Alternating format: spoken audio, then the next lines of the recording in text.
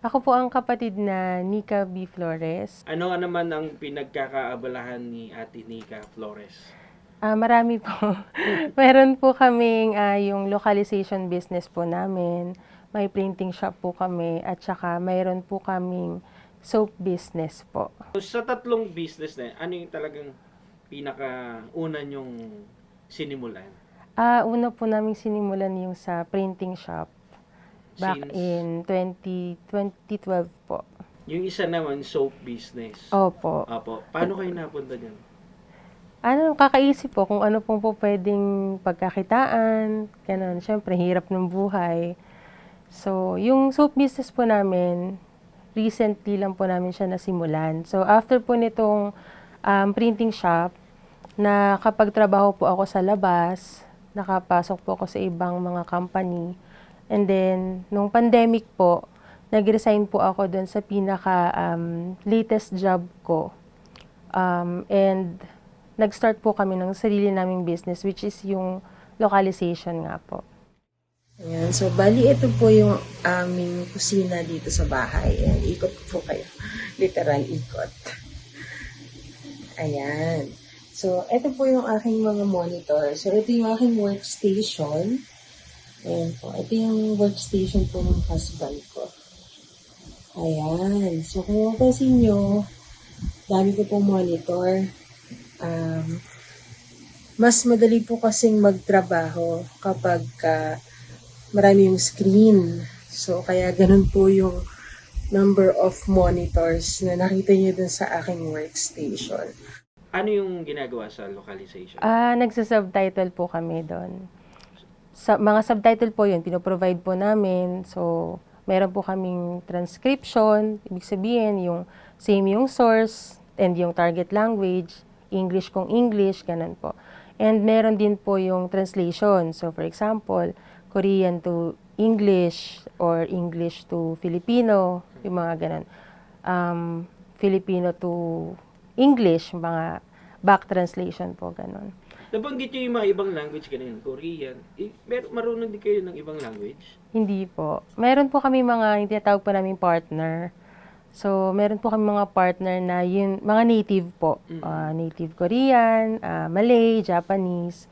Yun, sila po yung, sa kanila po namin binibigay yung mga project. Okay. Tapos, ang magiging trabaho po namin doon in-house, i-edit po namin, ipo-proofread. Tama ba yung grammar, yung spelling, yung punctuation, bago po namin siya i-deliver sa client. Nag-start po kami noong 2021, pero nandito na po ako sa industry na to since 2015 po. Kung iisipin, tila madali ang ganitong larangan ng hanap buhay. Subalit gaya din ng iba, hindi rin naging madali ang pagsisimula ng kanilang negosyo. I think sa lahat po ng mga business, talagang pinakamahirap yung simula. Di ba po? So, nung nagsisimula po kami, nandun yung nangangamba kami kung magkaka-project ba kami, gano'n. Kasi before we start yung localization namin, full-time employee po ako, same industry. So, ang nangyari po nun, nagbuntis po ako ng 2020. Kinikilalang biyaya nila kapatid na Nika ang pagkakaroon ng anak. Subalit kasabay ng pagsisimula ng kanilang negosyo at pagsisimula ng kanyang pagbubuntis, pagsubok agad ang kanyang naranasan. So, medyo, po yun kasagsagan po ng pandemic. Opo, naka-work from home kami. So, October 2020, nung nalaman ko po na buntis ako dun sa bunso namin.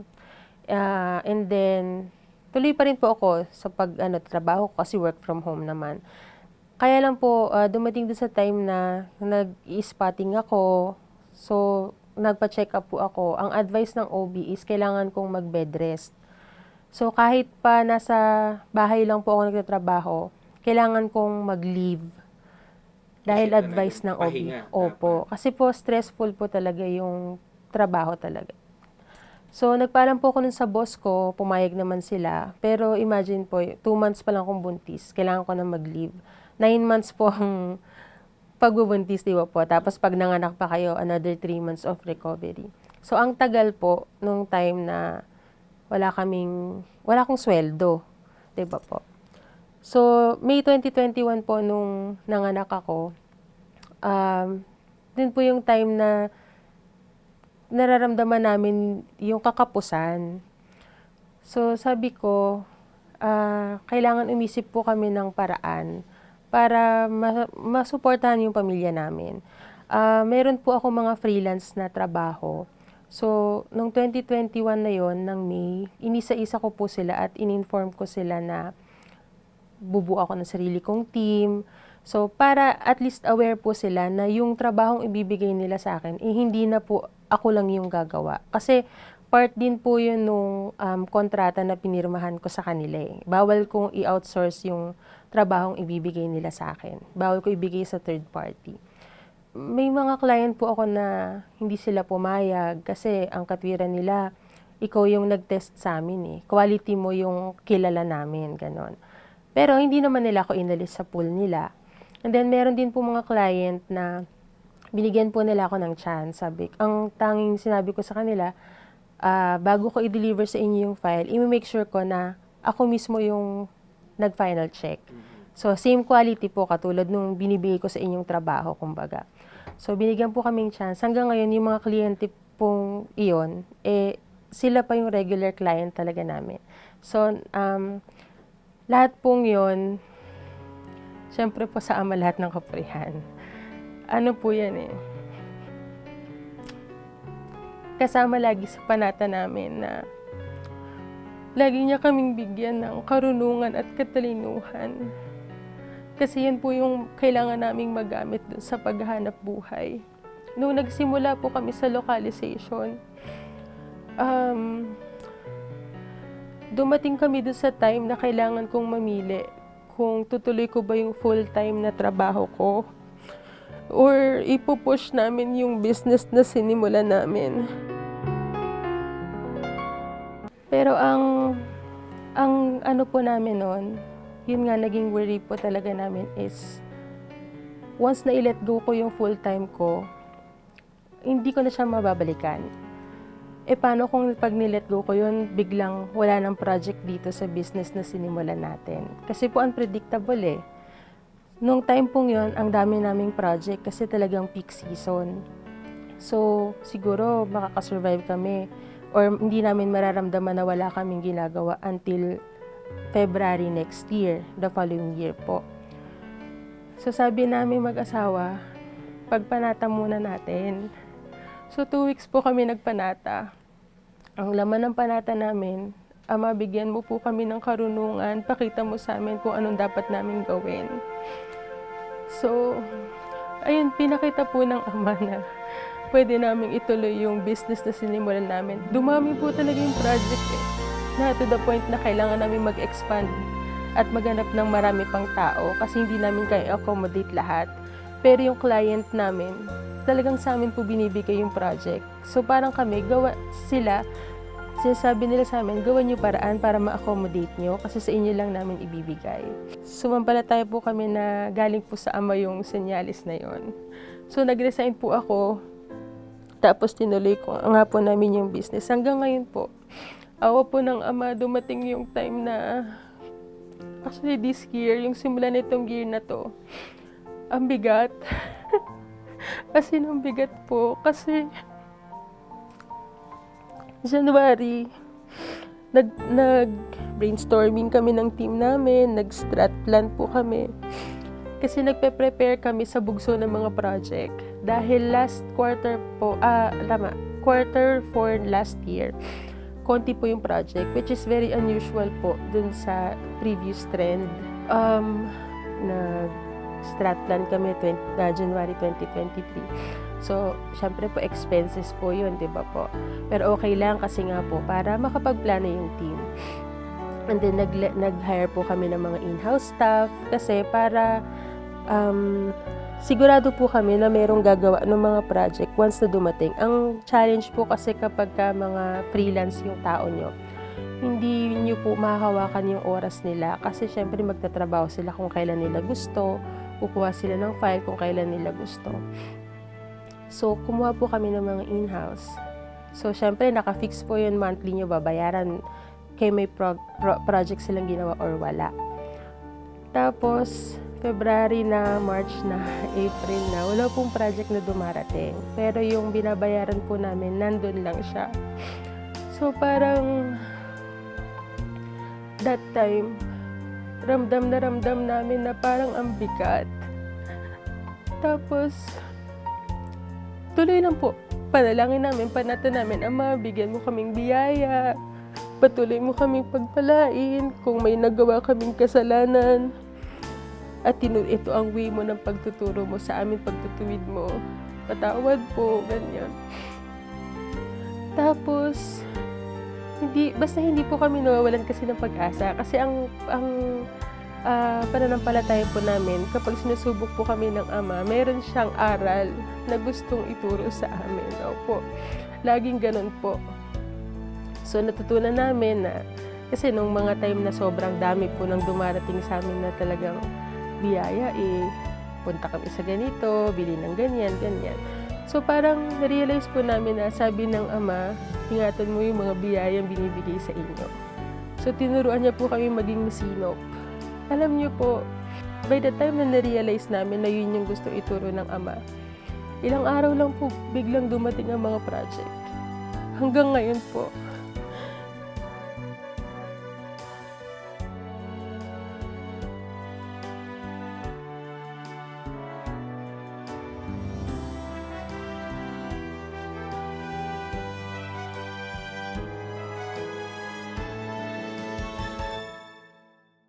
So, ako po nanalangin ako pa sarili. Sabi ko, Ama, alam mo naman ang puso ko.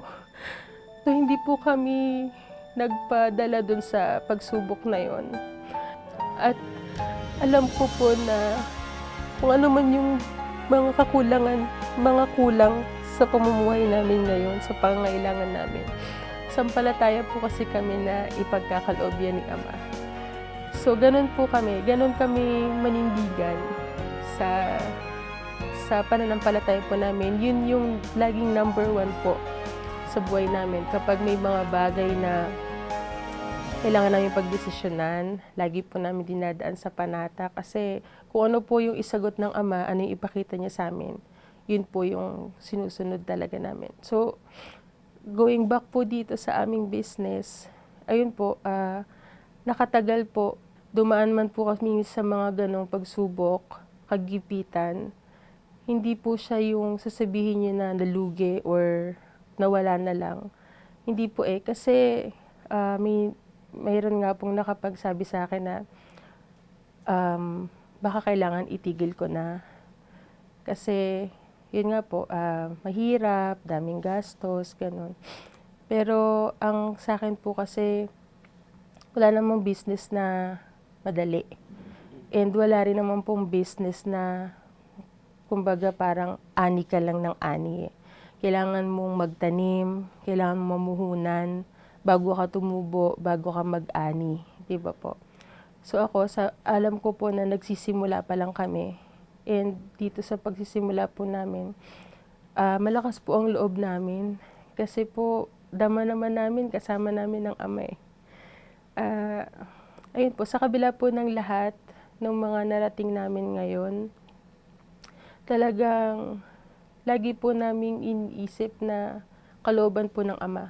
Kasi katulad ko po, high school graduate po ako. Hindi ko naman po in-expect na abot ako sa ganitong point ng buhay ko. May sarili kami sasakyan. Hindi kami yung kumakain kami ng more than 3 times a day. Halata nyo naman sa katawan ko. Lahat po yun, kalooban po ng Ama. Pero nung dalaga pa ako, laki po kasi ako sa hirap. Lahat naman siguro tayo nanggaling talaga sa hirap. Pero yung hirap na napagdaanan ko po kasi, dumating ako doon sa point na wala kaming kuryente. Tapos, ulam namin, toyo at mantika. Naalala ko po, hindi ko po makakalimutan yun. Minsan, naalala ko yung nanay ko. Namumroblema siya kasi yung bigas namin, wala nang isang gatang. That time po, 3 kaming magkakapatid kasi yung bunso naman po, malayo yung gap niya dun sa pangatlo. So, ang gagawin niya, papabili siya ng isang kamote. Tapos, isasama niya po yun sa pagsaing para dumami yung kanin. Or, tapos andun na yung ulam niyo. Minsan naman po, lulugaw niya. Lalagyan niya ng malunggay. Yun na po yun. Pagkainan namin yun, maghapon. Dumaan po ako sa ganong point ng buhay ko. Ang turo po sa amin ng lola namin, huwag kami makakalimot manalangin sa Ama.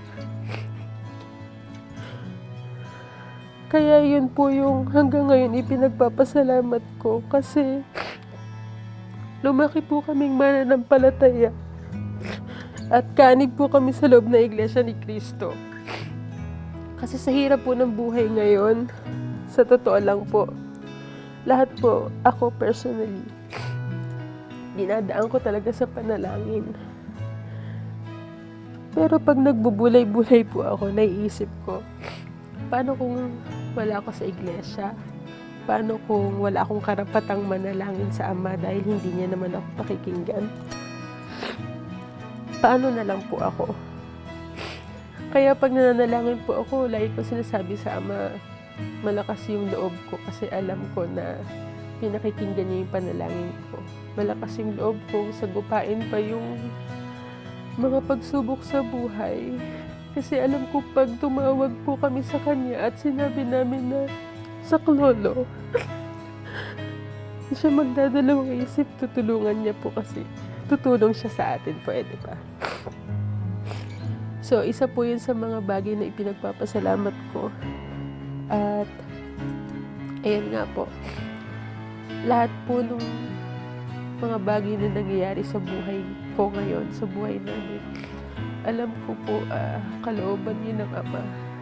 At, bilang ganti po sa kabutihan na pinakikita niya sa akin at sa sambahayan ko, ang panata po namin talaga sa Kanya, hindi po kami tatalikod at patuloy kami maglilingkod. Damang-dama naman po namin sa buhay namin.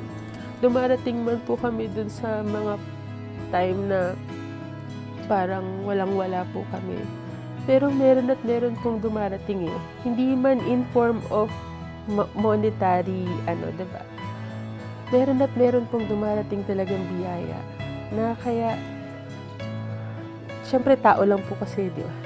Minsan, nandun din, nangyayari rin po sa akin na nag-aalala ko, nangangamba ako, iniisip ko paano yung ganito, ganyan. Pero at the end of the day, pagka yung naisip mo na nandito ka, nasa loob ng Iglesia ni Cristo, buhay ang Diyos natin, ipagkakatiwala niyo na lang po talaga lahat sa Kanya. At ako po, kami ng sambahayan ko, napakaswerte po namin kasi alam po namin na pinakikinggan din ng Ama yung mga panalangin namin. At yun po ang pinakamatibay na sandigan po ng sambahayan namin. Naranasan po namin yung ramdam namin na ang liit-liit ng tingin ng mga tao sa amin. Yung nanay ko nga po noon, hindi makalabas ng bahay. That time po, na elementary pa lang po ako noon eh. Pero alam niyo yung dama ko na noon kung anong tingin ng mga tao sa amin. Na wala akong magawa kasi estudyante pa lang po ako noon. Sabi ko, bakit ganun?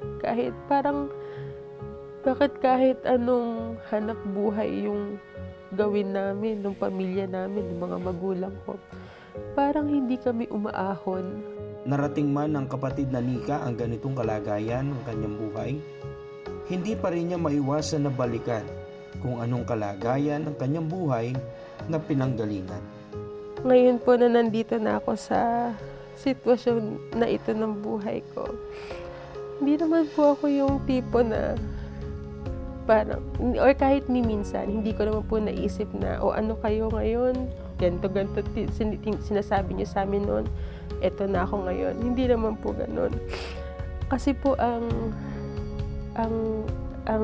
mindset ko po, ay bilog naman ng mundo. So parang nung time pong yun, sila yung nasa taas. Ngayon po, kami naman po. Pero hindi para magmalaki sa kanila kasi yun nga po, hindi lang po kayo makakarating dito kung hindi niloob ng Ama. So alam ko po na hindi rin naman gusto ng Ama na maging mapagmataas ako. Kaya, ayun lang po, ang sa akin lang, oras naman po namin ngayon kaya kami nandito sa taas. Ang mapapayo ko lang po sa kanila, kung wala pa po silang nakatatag na pagpapanata, sambahayan or pansarili, simulan na po nila ngayon. Kasi talagang napakalaking bagay po ng pagkakaroon ng pagpapanata. Sa ibang tao po siguro isipin nila, ano ba magagawa niyang panata, yung panalangin. Pero kapag sumampalataya po kasi talaga tayo, na ibibigay ng Ama ang kahilingan natin at pag nakita niya naman na ginagawa naman po natin lahat, patuloy yung paglilingkod natin, mayroon tayong matibay na pananampalataya, ipagkakaloob niya po in time. So, ang maipapayo ko po sa kanila, samahan po nila ng, iyan nga po, ng panalangin at syempre po ng kasipagan. Kasi di ba po, hindi naman po tayo po pwedeng basta na lang mananalangin na Ama, pagkalooban mo kaming ganito. Wala naman po tayong ginagawa. Hindi naman tayo kumikilos. So, yun po, panalangin na may paggawa. Yan po. At huwag po tayong mawalan ng pag-asa kasi lagi pong may inilalaang mabuting bagay ang Ama para sa mga lingkod niya.